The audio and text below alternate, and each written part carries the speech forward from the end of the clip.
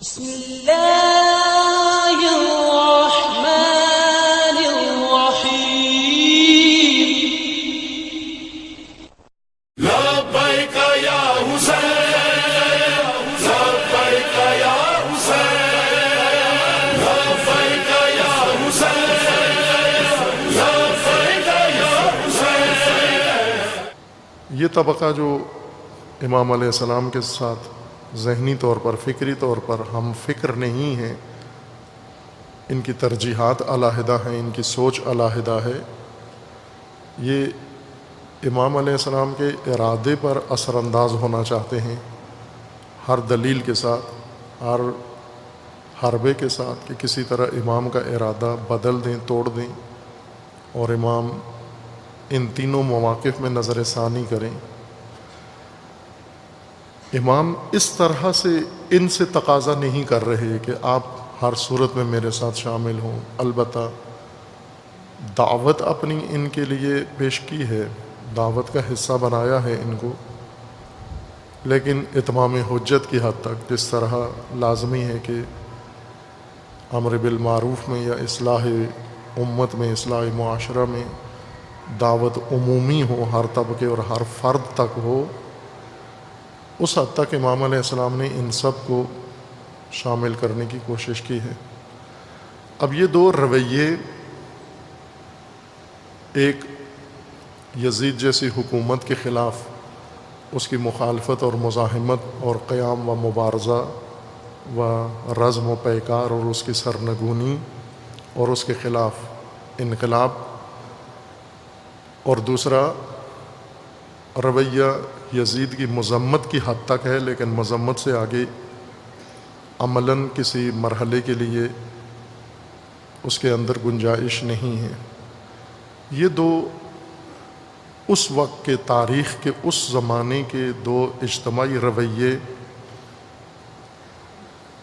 پیش آئے، اور دونوں رویے بہت اہم ہیں۔ البتہ مجموعی طور پر ہم تین رویے کہہ سکتے ہیں، ایک حکومت کا رویہ اور دشمنی کا رویہ، دوسرا ان اکابرین کا رویہ جو یزید کو برا تو سمجھتے ہیں لیکن اس کے خلاف عملی مزاحمت کے لیے آمادہ نہیں ہیں، اور تیسرا رویہ امام حسین علیہ الصلاۃ والسلام کا۔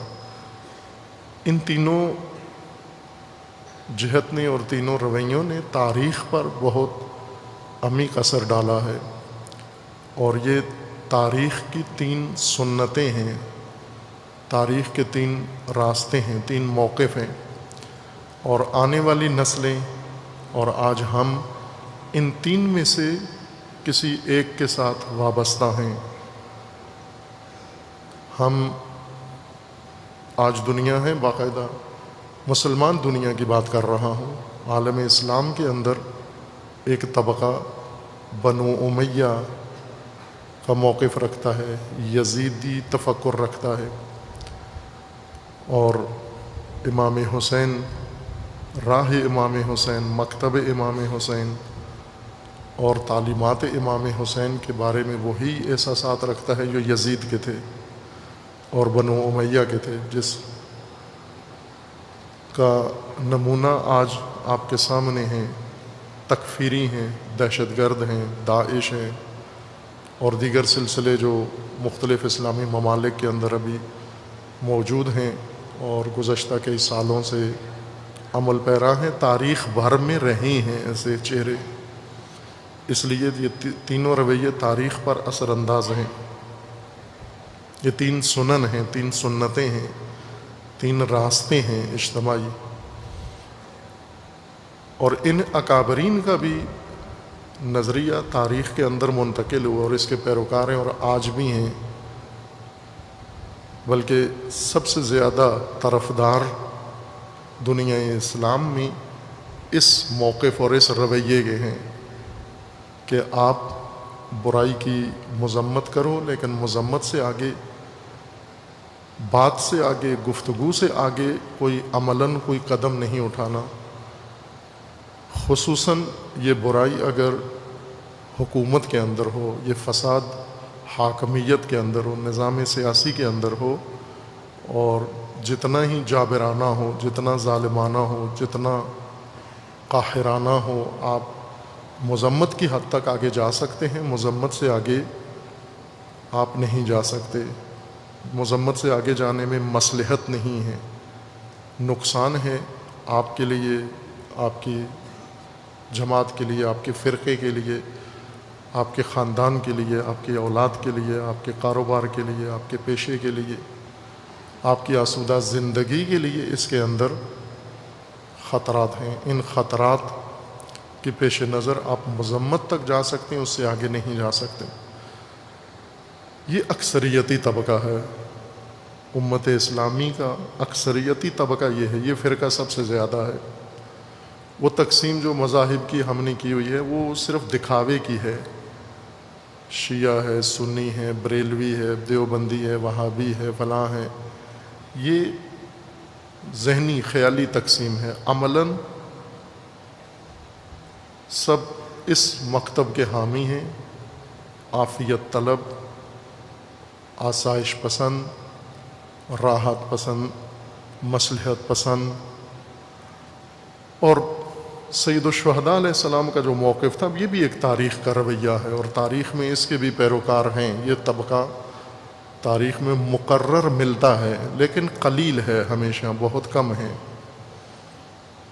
جو فساد کو کسی سطح پر، کسی درجے پر تحمل کرنے کے لیے تیار نہیں ہے۔ فساد کی نسبت خصوصاً نظام اجتماعی کا فساد، حاکمیت کا فساد، سیاست کا فساد، حکومت کا فساد، حکمرانوں کا فساد، یہ فساد جو پوری زمین کو اپنی لپیٹ میں لے لیتا ہے۔ کسی طبقے کا فساد اتنا عمومی نہیں ہے، خطرناک نہیں ہے، جتنا دین کی منطق میں دو گروہوں کا فساد خطرناک ہے۔ ایک ملوک، حکمران، حاکم، اور دوسرے علماء۔ ان دو کا فساد اگر تحمل کیا گیا، برداشت کیا گیا، اس کو موقع دیا گیا پھیلنے کا، پنپنے کا، تو پھر یہ انہی تک نہیں رہے گا۔ مثلاً حکام کا فساد دفتروں اور درباروں کی حد تک نہیں رہتا، پوری زمین کو اپنی لپیٹ میں لے لیتا ہے۔ اور علماء کا فساد بھی پوری زمین کو اپنی لپیٹ میں لے لیتا ہے۔ یہ دو طبقے اگر فاسد ہوں، امت مکمل فاسد ہو جاتی ہے۔ اس میں پھر انفرادی طور پر، پھر کسی اپنے نجی عبادت گاہ میں، کسی نجی خانقاہ میں، کسی نجی مدرسے میں، کسی نجی عزاخانے میں بیٹھ کر اپنے آپ کو بچا نہیں سکتے آپ، جب فساد ان دو جگہوں پر داخل ہو جائے۔ جس طرح بدن کے فساد میں ہے کہ اگر یہ فساد کسی انسان کے، جس طرح دو حملے بہت شدید ہوتے ہیں، ان دو حملوں سے انسان جانبر نہیں ہو سکتا، مگر یہ کہ فوراً عملاً اس کے خلاف مزاحمت کرے، مبارزہ کرے اور عملاً اس کی جراحی کرے، پھر امکان پیدا ہوتا ہے۔ لیکن اگر اسے مہلت دے، برداشت کرے، یہ دونوں حملے انسان کے جسم پر نابود کنندہ اور ہلاک کنندہ ہیں۔ ایک اگر انسان کے مغز پر حملہ ہو، حملہ مغزی اگر ہو، برین اٹیک ہو اگر انسان پر، اس سے نہیں بچ سکتا انسان، پوری کائنات بدن نابود ہو جاتی ہے، ہاتھ پاؤں شل ہو جاتے ہیں، ختم ہو جاتے ہیں، زبان بند ہو جاتی ہے۔ اور دوسرا اگر انسان کے دل پر حملہ ہو، ہارٹ اٹیک ہو، یہ دو اٹیک یہ جان لیوا ہوتے ہیں، یقینی جان لیوا ہوتے ہیں۔ ان سے بچنے کے لیے ان کے خلاف فوراً اقدام و ایکشن کی ضرورت ہوتی ہے، جراحی کی ضرورت ہوتی ہے۔ ان سے مدارا کرنے سے ان کو آپ روک نہیں سکتے، منت سماجت سے ان کو روک نہیں سکتے آپ۔ اسی طرح کے دو حملے امت کے پیکر کے دو ایسے اٹیک ہیں، ایک برین ہے اور ایک دل۔ حکام امت کا دل ہیں اور علماء امت کی برین ہیں، مغز ہیں۔ ان دو پر اگر فساد کا حملہ ہو گیا پھر پوری امت نابود ہو جائے گی، فاسد ہو جائے گی۔ اور وہ فساد جو آج عمومیت اختیار کر چکا ہے، پھیل چکا ہے، اور پھیلا بھی انہی دو وجہ سے ہے۔ برین بھی امت کا فاسد ہو گیا ہے اور دل بھی امت کا فاسد ہو گیا ہے۔ حکام و ملوک کے اندر بھی طغیان آ گیا ہے اور علماء کے رویوں کے اندر بھی انحراف پیدا ہوا ہے۔ اس وجہ سے ان سے غفلت نہیں برت سکتے آپ۔ امام حسین علیہ الصلاۃ والسلام حکومت کے فساد کو بالخصوص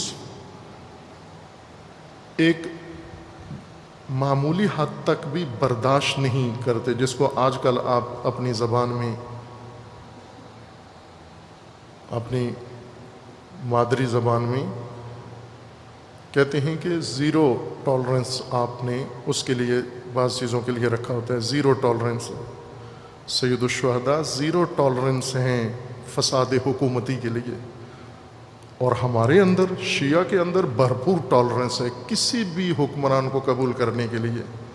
شیعہ ٹرمپ کے ساتھ بھی آپ کو نظر آئے گا، شیعہ صدام کے ساتھ بھی آپ کو نظر آئے گا، شیعہ آل سعود کے ساتھ بھی آپ کو نظر آئے گا۔ شیعہ ہر ڈکٹیٹر اور ظالم کے ساتھ اپنے آپ کو ایڈجسٹ کر لیتا ہے۔ کیوں کہ نجی عزاخانہ اس نے بنایا ہوا ہے ماتم حسین کے لیے۔ ہر یزید کے جوار میں جا بیٹھتا ہے، بہت حوصلہ ہے اس کا، بہت ظرفیت ہے اس کی، بہت ٹالرنس ہے اس کے اندر، لیکن امام حسین کے اندر ذرا برابر نہیں ہے۔ اور امام حسین مذمتی انسان نہیں ہیں، مذمتی بیان نشر کر دیں ہر حوالے سے۔ ہم اس قتل عام کی مذمت کرتے ہیں، ہم فلاں رویے کی مذمت کرتے ہیں، ہم حکومت کے اس اقدام کی مذمت کرتے ہیں۔ یہ جو امت اسلامی کے اندر مذمتی لیڈرشپ پیدا ہوئی ہے اور مذمتی طبقے پیدا ہوئے ہیں، یہ ایک تاریخی رویہ ہے جو وراثت میں ملا ہے ہمیں۔ مذمتی سیاست، مذمتی مذہب، کیا ہر ایک کی مذمت کر دو آپ، صرف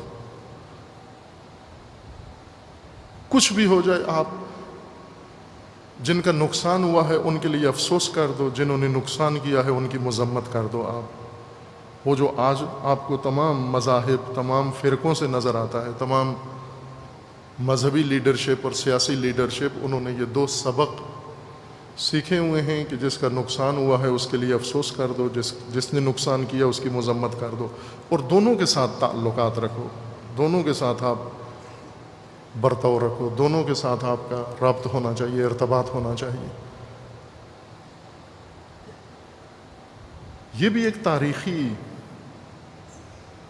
وراثت ہے جو تاریخ میں آئی ہے۔ بس یہ تین جو رویے ہمیں قیام سید الشہداء کے وقت یا یزید کے دور حکومت میں نظر آتے ہیں، یہ تاریخ پر اثر انداز ہیں اور ہمارے موجودہ زمانے پر تینوں اثر انداز ہیں۔ ہم آج جس دور میں رہتے ہیں انہی تین میں بٹے ہوئے ہیں، انہی تین رویوں کے اندر تقسیم ہیں ہم۔